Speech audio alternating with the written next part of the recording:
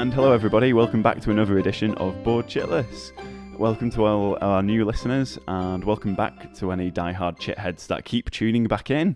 Well done to you guys. This week we've been playing Zombicide Black Plague and followed it up with Eldritch Horror, a bit of a time-hopping mishmash of different fictions and scenarios coming up. I'm Leki, and this week I'm joined by... Tristan, Dave, Sam, and Jackie. That's right, this week we're joined by a new face at the table, Jackie Brown, the miniature painter extraordinaire. Well, extraordinaire. Pretty good. Games.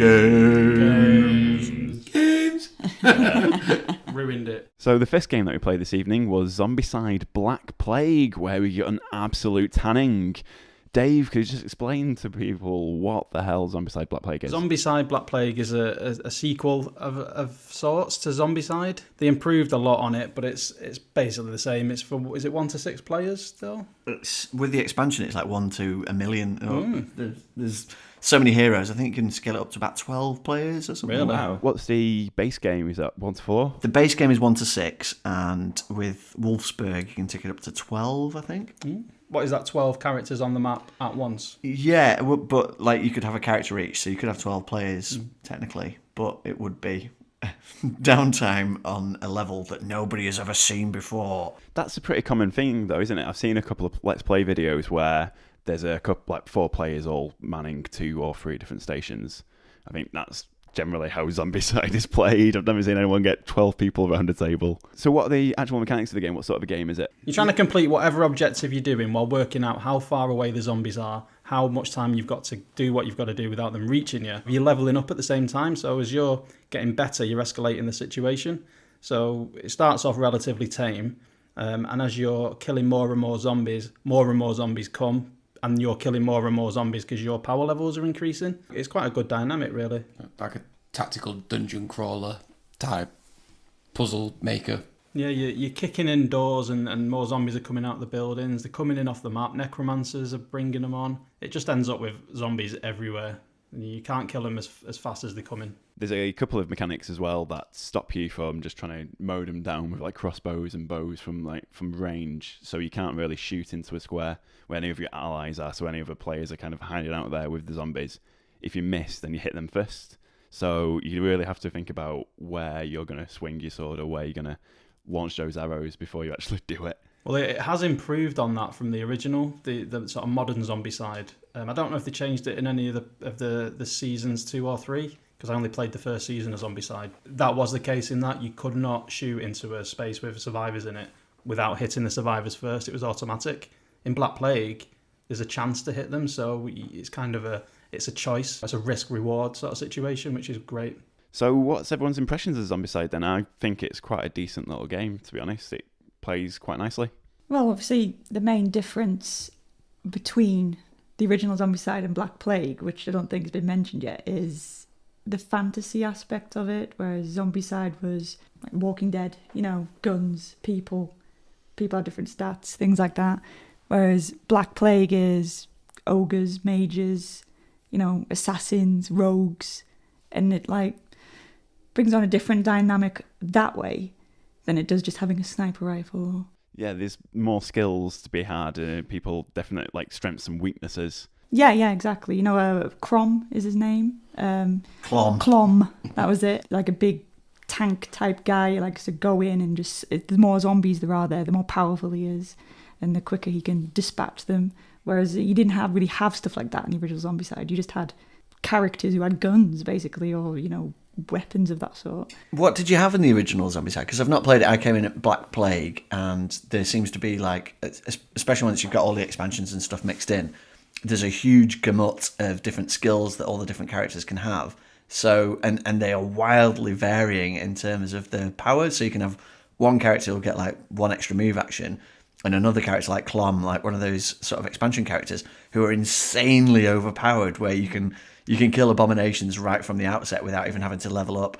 Or, like in Clom's case, he gets 1 dice for every zombie in his space. So his ability is to run right into the middle of 20 zombies and take them all out with a couple of actions. Yeah. So what was it in the original Zombicide? Did he have those sort of kinds of crazy OP sort of skills? Or Well, the way that Cool Mini or Not ran sort of distributed the game, I only had the retail version of Zombicide Season 1, so there was only 6 characters in there, and no, they're not wildly different. I don't know what the base characters are like in Black Plague, like to differentiate them. I know Clom's an expansion. Yeah, the basic characters in Black Plague, I think, again, it's 6, and they are all low-key in their special abilities, are like +1 move and things like that, but it is the expansion and Kickstarter extra characters that are cray-cray. Yeah, which is part of the reason that I didn't back Seasons 1 or 2 of Zombicide. I did cave in and get the retail version eventually, but I traded it pretty quick because although I do like Black Plague, I didn't agree. I just didn't get on with modern sort of Zombicide. It just didn't feel like enough in the retail box. I am a bit of a completionist, and that probably sort of went some way to sort of marring my opinion of it. But mechanically, they've just sort of advanced a little bit in Black Plague, like the shooting thing that we talked about. There's a couple of other things, and the fantasy aspect does help. Like it does seem to suit that a little bit more, because you can go a little bit more crazy with all the abilities and the sort of zombies. Although they haven't, I know they've done a few, but they still haven't. There's not loads of different enemies, is there? There's still like Walker, Runner, Fatty, Abomination, right? Yeah, and most of the extra enemies that they seem to have brought in with expansions are just variants of necromancers and abominations. So, like the game that we played tonight had quite a lot of abominations and necromancers moved into it. And at one point, I think we had all of them out on the map at once, which brought the game swiftly to a close. So I think there might be a balance issue with that. It'd be nice to see some sort of like infantry enemy monsters coming into it, a few sorts of variations on what like the crows do and like runners. See if they can maybe get climbers or something, things that can go through walls and kind of get at you when you think you're safe, just to kind of mix it up, I think, a little bit. It does seem probably a bit too much of a harsh criticism, really, but the expansion material seems like a bit more of a cash grab, like, oh, this one's based on a like DC IP, or this one seems to be a bit like, a cool anime that you used to watch, as opposed to anything actually that original. Oh, it was totally like a cash grab. Like that's what put me off kickstarting it, because I was originally all in, and they just kept on releasing, new things, and I just thought it's just getting out of hand. And I'm guilty of just staying all in with other games. But Zombicide, it just rubbed me up the wrong way. Would you go as far as to say it was almost an anti-hype thing, like just referencing back to the previous conversations we've had about how they kept adding more stuff on with the stretch goals and the more plastic thrown in, and it just sort of put you off a little bit? At first. Is this Zombicide or Zombicide Black Plague? This is Zombicide. Yeah. Just to make that clear, this is the original Zombicide, and it's only Season 1. Although I did sort of go in and then come out again on Season 2 because they were doing the same thing. But at first it was cool. It was like, so this is... It just it was just references everywhere. And I know this one's got it as well with it's like an Ash reference. Yeah, it's a lot of Troy. Yeah. It's mainly Easter eggs, isn't it? Which is nice if you pick up, like, I know Tristan's been picking up a couple of packs because he likes what they're based on. But if you, like you're saying, trying to complete a full set, then you're just going to be there forever, really. It's almost like, a CCG, but with miniatures. But I think part of the reason Tristan's still picking up the packs is because it's a great game for your son. Yeah, absolutely. I mean, of all the sort of quick games that we've been talking about over the last few episodes, like Forbidden Island and Thunderbirds and things like that, for me, this is the sort of perfect middle ground between the complex games that we tend to play on a weekly basis and the family-friendly games, because the mechanics are quite simple, so people, quite happy to play it and deal with, my character can do 3 things, which is the fundamental game mechanic, is you get 3 actions a turn. But for me, the theme of it and running around slaying zombies, leveling up and getting all those extra treasures and the different types of zombies and abominations and necromancers and stuff is addictive. And we've played it tons. We've got so much. This is specifically Zombicide Black Plague, but we've had so much playtime. It's seen so much table time since we got it. I think it's that perfect ground between a thematic game that I can enjoy and that my 7-year-old can play, and he picks it up, and he reminds me what skills the characters have as well, which is, how much he's bought into it, and the theme and the sort of narrative and the mechanics and everything just gels perfectly in that respect. And I think it's a level above all of those cooperative semi-thematic games that we've been playing recently. Yeah, I absolutely love it. And I didn't Kickstarter back it. I bought the pack at retail and the Wolfsburg expansion, and have spent weeks and lots of money since trying to pick up all the extra expansions and abominations and necromancers and things to try and like pad out like the variation. And I'm really, really excited about the Green Horde Kickstarter. Is it Green Horde? This is the orcs and stuff, isn't it? Yeah. I think it's Green Horde, yeah. It's cool. Yeah, it's going to be weird because I think that it's orcs and goblins and stuff, but they're specifically like undead orcs and goblins. Yeah. So I don't know how that's going to work, or whether or not, like Leki says, it'll just be a cash grab with different sculpts and stuff. But I'm genuinely really excited about different tiles, different heroes, enemy variety, which I think is key for the replayability of the games, and the missions. I mean, the missions are quite, I don't want to say unimaginative, but it is always rinse and repeat. Rinse and repeat. It's collect the objectives and get to the exit usually. And the only way you can sort of manage the escalation of the baddies is to stay low level for as long as possible, open all the doors, and then start leveling up. But actually, the game sort of quite cleverly manages that because it throws so many zombies at you, you don't really have a choice. You have to level up to deal with them. So I do think it's ingenious, but regards to what Leki was saying about the mix and all the abominations coming out and everything, that's purely because we had to manage it ourselves, like what we included in the game, because there's no guidelines given by the makers. You just have to choose what expansions you want to throw in, and if you just shuffle it all in, it goes chaotic. So we've sort of found our own little groove, taken out a bunch of cards and tried to keep the mix of abominations and baddies sort of level, but it's really hard to judge because you're almost playtesting every scenario when you play it with whatever expansions you're using at that time, which I'm not always keen on because I'd rather the makers do that for you and then say shuffle in X number of necromancers and whatnot, whereas we've had to find our own groove, and sometimes it works really well and sometimes it doesn't, and sometimes it's a crapshoot, but it's still an enjoyable experience, I think. So it's a bit like sandbox game then. Hugely, yeah.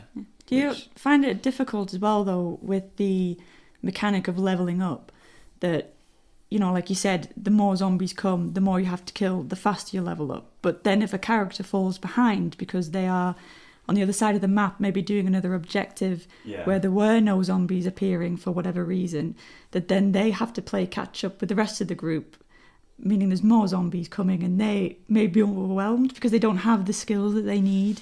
I think that's a huge issue, and one of the things, and in fact most of the scenarios, I can't remember if it's like an unofficial sort of retro fix now, but most of the scenarios you have to get all the characters out.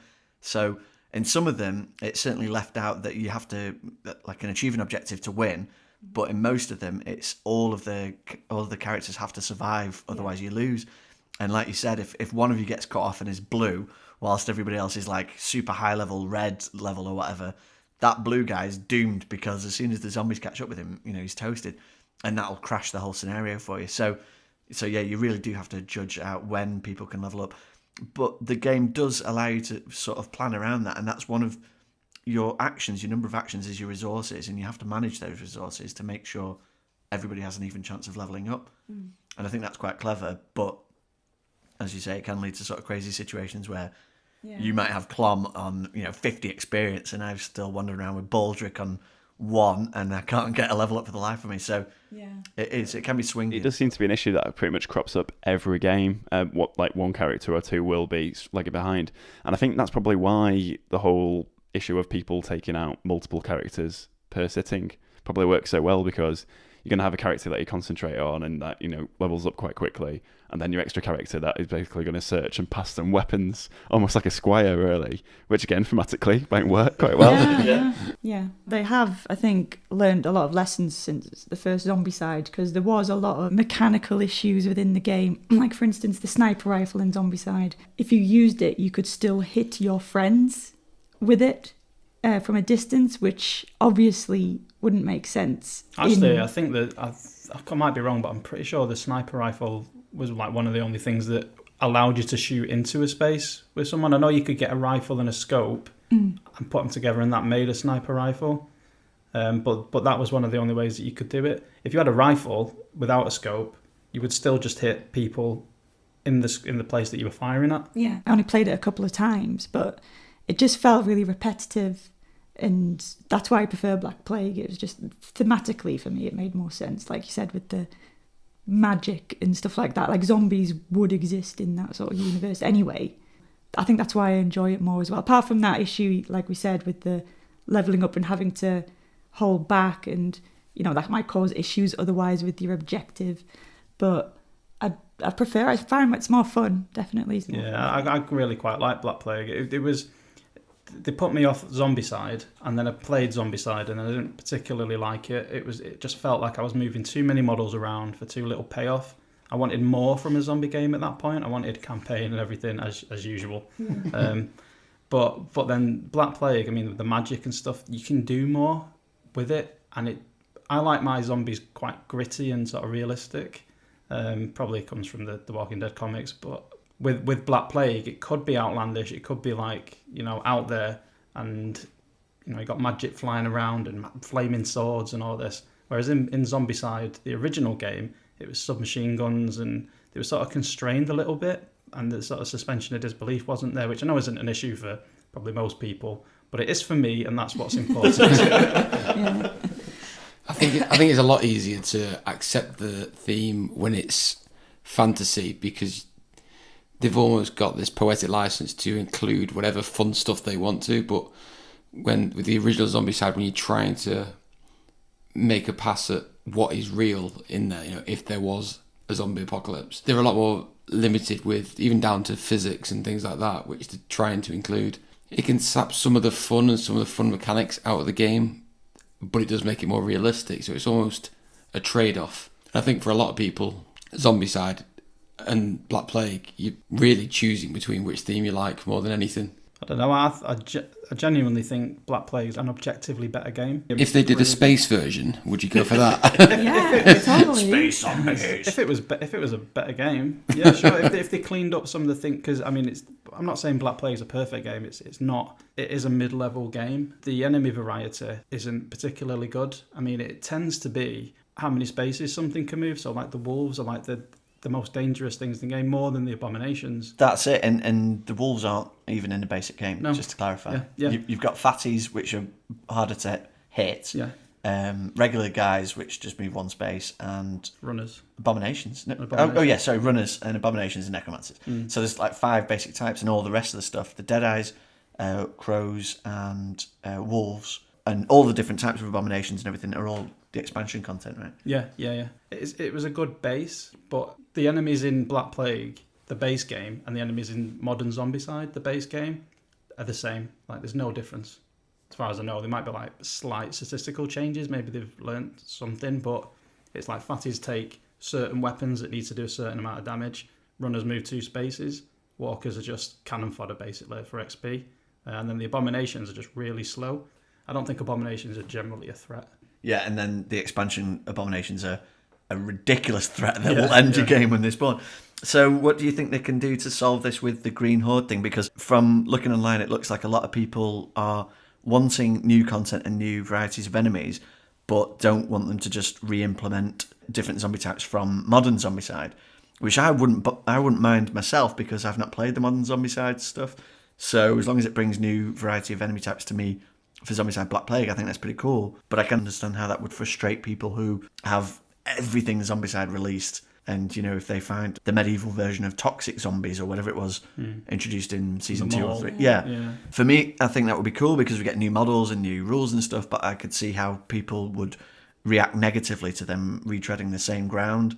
I don't want to say they've reached the limits of the system, but it's not a particularly in-depth system, and they've kind of, the way that the damage works, it's a flat level of damage. So the weapon does X damage, you need to do X damage to defeat an enemy. So all you're doing basically in combat is you're rolling a number of dice that your weapon tells you you're rolling, and trying to get the numbers that the weapon tells you that you need. That's the combat system. There's nothing else to it. So the differences between the enemies, it is going to be in the movement. It is going to be in sort of special movement conditions and stuff like that. Like, was it Jackie mentioned climbers? That could be a good thing. They're just going to be like the crows, really, aren't they? Yeah. Separate traps that you could set up, maybe pits full of spikes, whatever. Nice. Yeah, create traps. Exactly. Yeah, just to be able to like mark off part of the map for a turn or two. Know that you don't have to worry about that for the moment, and then it will eventually fill up with zombies, and they're going to come back at you again. But you can regroup and start again, maybe. But what if the terrain itself was to change so that the heroes were subject to the traps as well? That'd be cool. You could have like a tall grass to hide in, and interact with the terrain a little bit more as well. Because at the moment it's literally just a grid, isn't it? And you're cordoned off with the doors and the walls.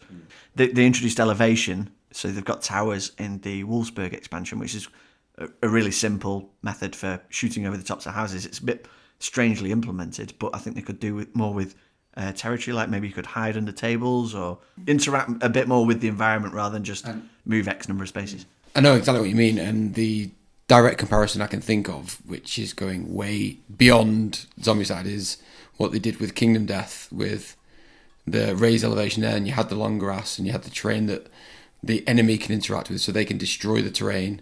Yeah. So if like long grass was one of them, the enemy gets too close and they can still find you, or they can trample the grass down or whatever.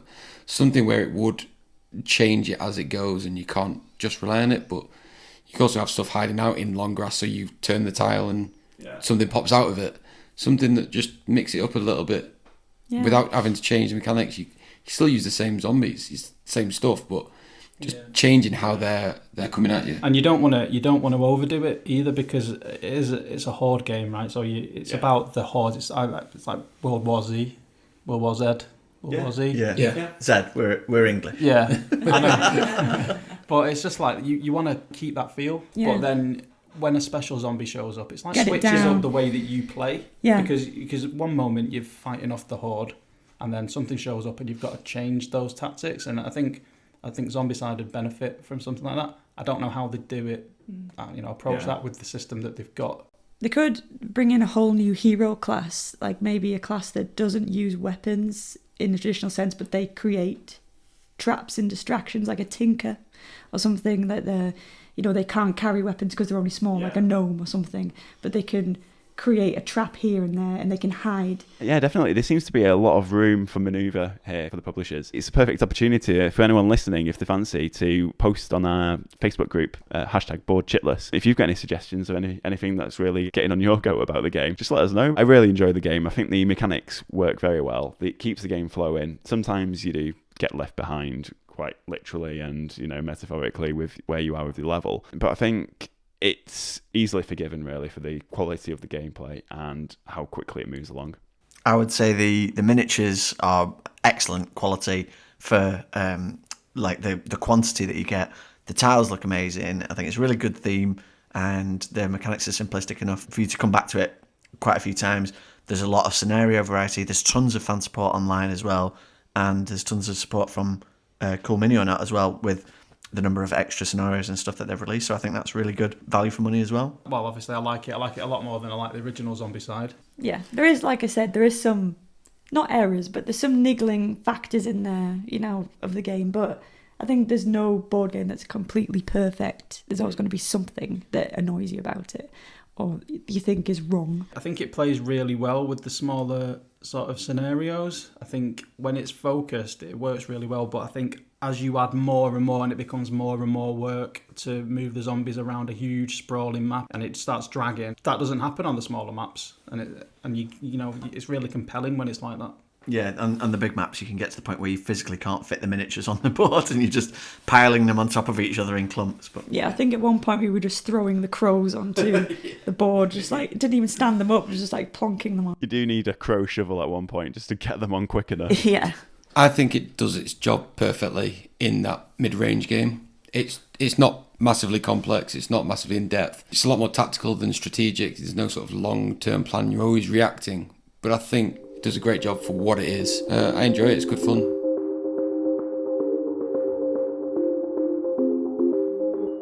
So the second game that we played this evening was Eldritch Horror. It's a bit of a 1920s vibe, lots of guns and gangsters running around trying to beat monsters. Jackie, could you just tell us a bit more about what this game involves? Yeah, well, Eldritch Horror is a Lovecraftian-themed horror game for 1 to 8 players, and it's designed by Cory Konecka and Nikki Valence, and it's produced by Fantasy Flight. In the game, you pick up a investigator, and you go around the world. The board is the world, and you try and stop the old gods from returning, basically, or one old god that you have picked. I found this game to feel like it went on for longer than it probably did.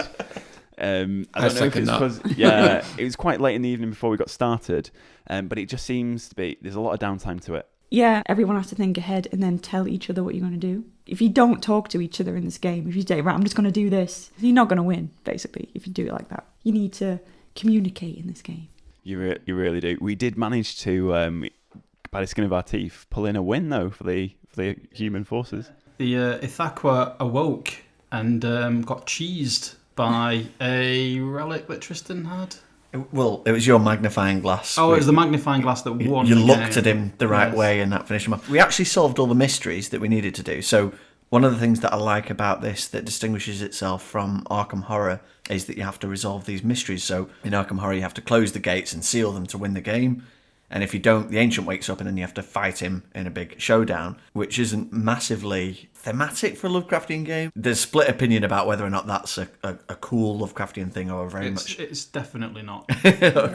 Well, you know, any of his books. Well, the counter argument is some guy sailed a ship into Cthulhu's face and beat him, and that's how he wins in Call of Cthulhu. But however you look at it, I do like that in Eldritch Horror you're constantly trying to resolve an ongoing mystery and gather clues to defeat that. And we did all that, and we did what the game told us to do, and we were on for a win, and he still woke up. Ithaqua still came rampaging across the world, and then we had to go and fight him with books and fists.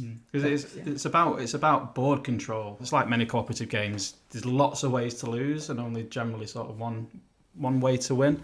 Or a couple of ways to win. But what we didn't do by the end, because we were sort of running around chasing our tails, was close all the gates, and that's what advanced the Doom track, and that's what woke him up anyway. Even though on that last turn, just before we woke up, we'd completed all the mysteries that we had to do, which I agree is a really good system because it changes your objectives. Like there's going to be the sort of 3 different objectives throughout the game, whereas in Arkham Horror, the objective is just the same, isn't it? It's just close the gates. Shut the gates. Yeah. Shut the bloody gates. I did like as well, we should probably clarify that we have a lot of expansion content shuffled in there, but the decks for the mysteries and the bad guys basically are all themed to the particular ancient one that you're facing. So ours were, because Ithaqua was the Wendigo, it was all storms and cold and hypothermia and things like that.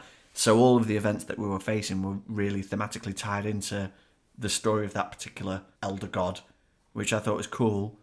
But I do sense that there were some negative responses to the game, so I'm going to let Leki or Sam take over here and talk a little bit about it just plodded, really. The game seems to drag its heels at times. You're moving around the map, you're trying to find clues, you're trying to solve mysteries, and occasionally you do get stuck in locations. It's not really the game's fault, it's just the way that the game is. And I think because there's 5 of us playing it as well, that kind of slowed it down a little bit. I feel so sorry for the person that tries to play an 8-player game of this. That's never going to be us. You have to bring your 1920s service revolver along to the game with you and make sure there's a bullet for everybody, really.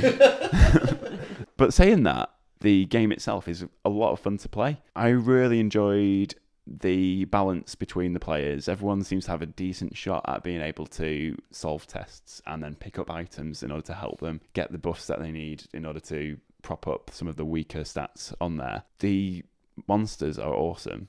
Like the proper Lovecraftian horror quite difficult shows as well. Like it's really compared difficult. to Arkham Horror, where you can pretty much just sort of clean up. You tend in Arkham Horror, you tend to get a combat character, don't you? Who just sort of goes around the streets, laying waste. And it's very difficult to do that in this because it's hard to get around. It takes a long time unless you get certain spells to move from one part of the map to another. Yeah, there's a lot of mechanics in there that help you manage your player's health or help you to avoid certain adverse effects, so you can focus or you can just rest and get some of your insanity or some of your health back.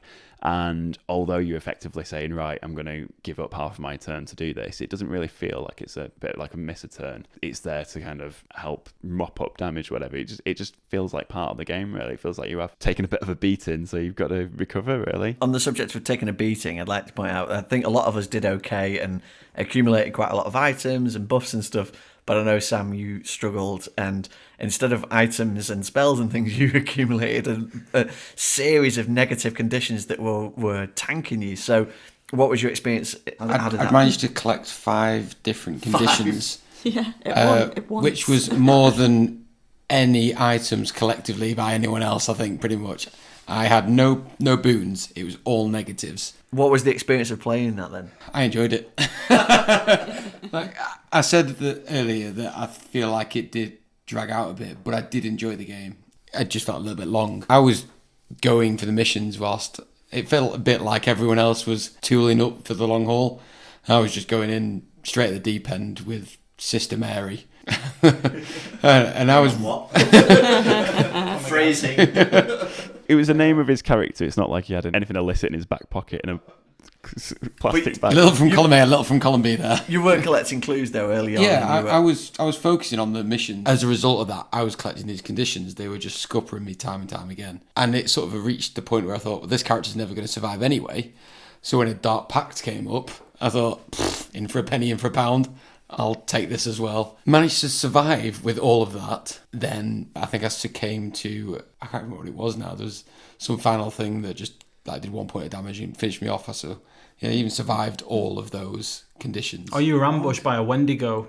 Oh yeah, that was That's it. what it was. You were ambushed by a Wendigo and it clawed your face off. And then we found you later, or I think your new character found. Yeah, my poor new Sister Joe Mary. Diamond. Yeah, with half a face, horribly disfigured. She survived though. Yeah. Just in hospital. That's quite a nice little touch, actually. When you do lose a character, they're still thematically tied into the game, so you get to go and interact with them. The last time I played it, I remember going and basically ransacking the corpse of the dead guy. But in your particular case, your nun, yeah, she was wounded and in hospital, and you got to go and sort of chat to her, which is quite a nice little sort of way of... A lot of Lovecraft stories have the protagonist either pass away or pass on his quest to the next person who comes in and picks it up, and so that's implemented really nicely in the way that you're not out of the game, you get to come back in, but you also get a little tie-in and a chance or opportunity to pick up all of the cool bits and pieces that your previous character acquired. I thought that was that is a cool touch in this game, I think. I thought it was very good as well. Just thematically, it was just like she'd gone through hell and come back and just thought, I can't do it anymore. She'd gone to a hospital and she just decided to stay there looking after people because she just couldn't go back out and face it all again, which thematically was quite clever. Yeah. What do we think about the theme, the implementation of the mechanics? I was a big fan of Arkham Horror. I think it was like the second game we ever got. Yeah, the first one was Lord of the Rings, wasn't it? Yeah, Yeah. No, it was Arkham Horror. And it was obviously quite a beast. It's massive, and the components, you have so many, and then we got all the expansions, and that just kept adding and adding. But my favourite part of it really is with the Lovecraft stuff inside. It tells a story. Each game you have is a different story with the different people you have in it. Same with Arkham Horror. And my character was Diane, I think her name was, or Diana. Diane Stanley. Diane, yeah. Cultist. Yeah. The ex-cultist. And Ex-cultist, we will clarify. for the my lives.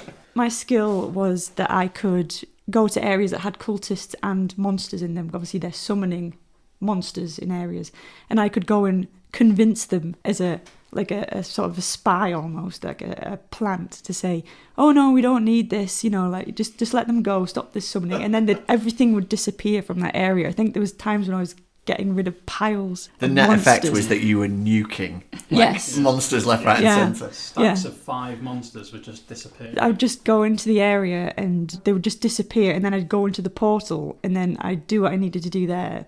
And that's basically what I was doing the whole You game. closed more gates than any other character, right? Yeah. Even though I don't think I had good stats your for it. willpower was pretty low. wasn't Yeah, it? I think it was 1. I think it was 2 with a card, but I still managed it, and I think that was what I was doing the whole time. So basically, my story. I like to see the characters have their own little stories in this scenario. That she was going around convincing the cultists to leave alone, and then closing gates while her friends were going off and fighting and things like that. Because I did try a bit of fighting, but just it wasn't really working out for me. So I switched up tack and I started looking at what my skill was. And I think that's what you should do. You should look at your skill and use that to your advantage, because that's the most powerful part of your character, I think. Yeah, my character spent the first half of the game within the Amazon jungle, just, completing mysteries and looking for clues, because he just kept getting extra dice rolls. Yeah, But you he were good at was an wilderness. expedition leader. He was, yeah. It was pretty wicked. And once you brought him into the city, he slowed down and became, almost useless. His knees started giving way because he is That's it, quite yeah. an old. Oh, man. he doesn't look like he enjoys being anywhere, really. He wants to get his pipe up, but, he's just getting involved, really. What I do like is that each character, even with the flaws, feels like they are actually a unique hero and you can get behind them. And what I really enjoy about what Fantasy Flight Games have done with the Lovecraftian sort of mythos is they've really owned it, and you do feel like when you're playing Eldritch Horror, you're playing Arkham, when you're playing Mansions of Madness, you feel like you're part of the story and like, yes, this is what happened and we're going to do good. It's amazing. You know the characters, like, and I know the characters. I know the old gods more from the Fantasy Flight games than in the books themselves, because they weren't a massive, and they were never in the books. You never really. There was a couple of instances like Cthulhu, but they were never explicit. It was always the mystery of it. And fantasy always implied, wasn't it? Yeah, and Fantasy Flight have brought them to the forefront, which does sort of diminish that mystery aspect of it. But I do feel like I sort of know them, and you know, it's like Diane Stanley in this game. You know who she is, not particularly from this game because we haven't played it an awful lot, but from previous games, they've developed a life of their own. These characters, these Fantasy Flight creations. In previous games of Eldritch Horror that I've played, it's one of the few games where I remember certain things that have happened in past games, and you know, I tell other people about what happened. Like when I played the Counselor one time, and he just stayed in Tokyo the whole time because you could find monsters in Tokyo, and I was sending people gear and items because that's what he could do. He had the money to do that. And then I took a dark pact, and that dark pact ended up coming to conclusion, and it turned out I was actually working for the old god. So it made it seem like he was doing this to benefit himself and the old god, but you know, he didn't know that until the end. And I actually ended the game. Yeah, you because won of it. The game and everybody else lost. Yeah, and it's things like that. Teamwork. It's things like that you remember, and there's not many games that I know of that have stuck in my mind like that with the stories that have done with these ones. It's almost a bit like Tales of the Arabian Nights, that kind of storytelling type game, but the storytelling elements are condensed right down to just a few sentences here and there. We joked quite a lot throughout this about miss a turn. I'm going to miss a turn to heal a bit of sanity and health, or I'm going to miss a turn to focus. There is a sense of that actually gameplay mechanics. You only get to do 2 things every round, and it can feel quite limiting because you might move 1 space and you've got to get like 5 spaces to get to where you need to go. But what I love about it is that you never get stranded out. So even if you are missing a turn or you're just resting or whatever, you're always going to get an encounter in the encounter phase. So you're always going to have an involved turn, even if it's a minor thing. It might be a minor boost or a minor bane, or it might be a big fight, or it might be a cool thing like you close a gate, or you know, you kick some serious ass. But you do all your actions as a team. You do your moving and resting and shopping and all that kind of stuff. But then you all get to have like a cool story event as well. So I do think with 5 players, the downtime was quite pronounced, and our group is quite a chatty lot. So if we don't stay focused, you know, people can start drifting away from what's happening in the game. But I personally find it quite enjoyable listening to what's happening to other people and staying engaged with what's happening with their characters, because you are working together towards the same objective. I'm leaning a little bit more towards Tristan. Yeah, no, I always argued with Dave that Arkham Horror is the better game, but I'm coming round to Eldritch Horror like standing up on its own. I think Arkham Horror can serve you a turn where you do nothing, and I don't think Eldritch Horror does that. I think the not being able to repeat actions goes a long way towards that, because yeah, you rest, but I mean, what else were you going to do? There's the focus action, but if you've already moved, you're not moving again. You can get like tickets or whatever. Tickets to travel, right? Move you further. Yeah, you can get tickets to sort of do a double move, but it's a resource management game. So if you're not resting, you're not going to win. You're going to be dead because the damage just stacks up and stacks up. I still think it feels a lot longer than it probably does play, and it does suffer from lag, but I really enjoyed it still. It's an interesting game. I'd play it again.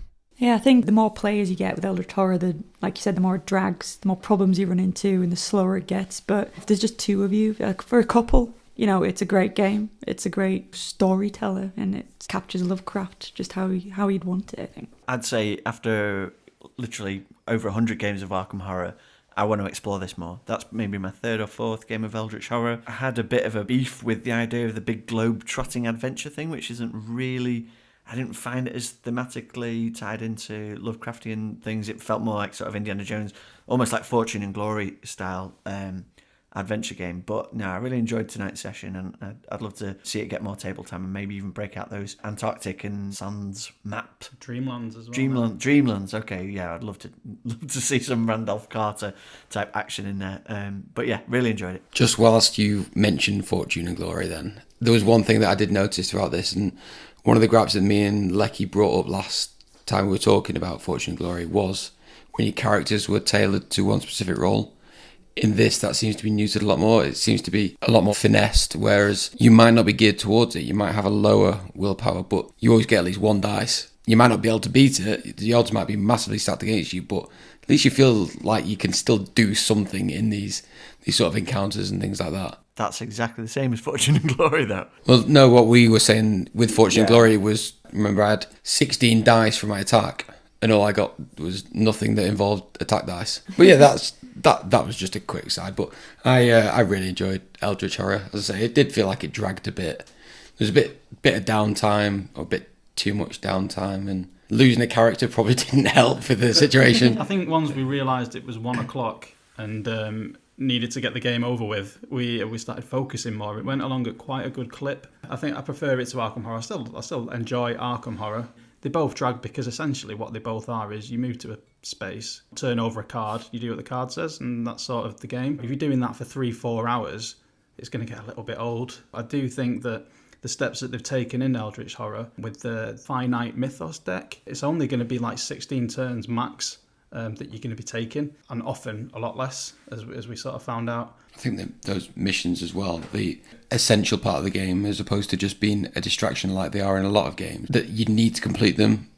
Because when the Great Old One woke up in this game, we couldn't hurt it if we hadn't completed those missions. You could do that a lot in Arkham Horror, couldn't you? You could just try and away apart from the old one. Was it Azathoth? You'd have. Yeah, you just ended it. If he wakes up, the game's over. So I think it's the same in this. Actually, I think if he wakes up in Eldritch Horror, I think it's end of game. But it's you have an easier time with the Doom track because of that. But But it was good that you couldn't just ignore those. You couldn't just go, all right, well, just try and beat the game, because if it gets to that end point and he wakes up and you've not done any of the missions, you've got no chance. The rumours in Eldritch Horror are lethal. Like, we had quite an easy time with them tonight, because with Ithaqua, there's two.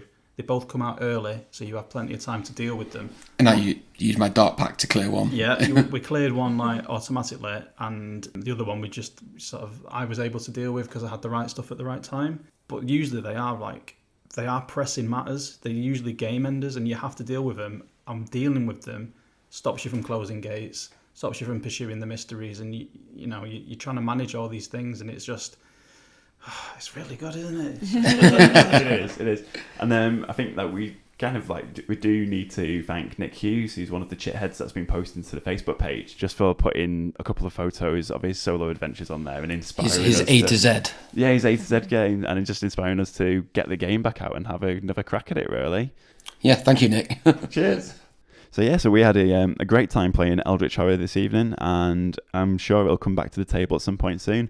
Thanks very much for joining us this week, and we'll be back next week with another guest appearance and plenty more games to talk about.